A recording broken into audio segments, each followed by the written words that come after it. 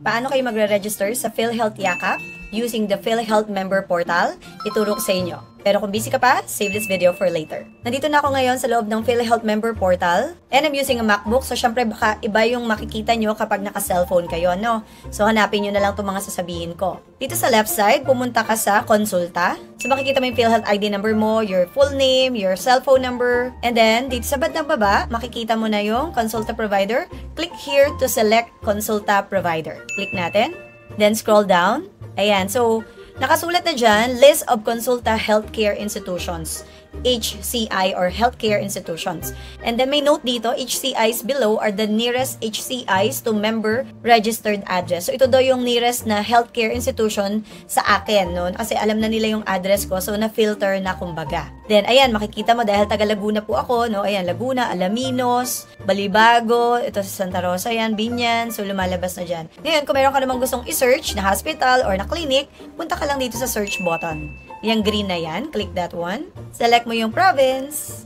So, in my case, Laguna.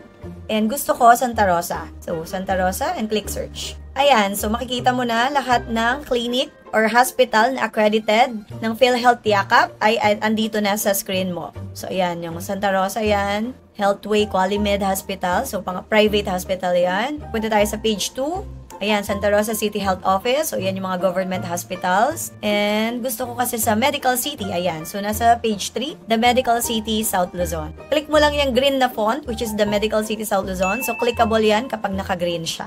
Click natin. And ayan, meron na siyang reminder.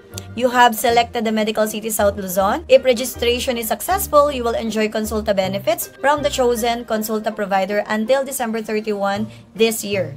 Are you sure you want to proceed? So take note, kapag nakapili ka na kasi ng Konsulta provider or ng clinic, naka-lock in ka na doon for 1 year.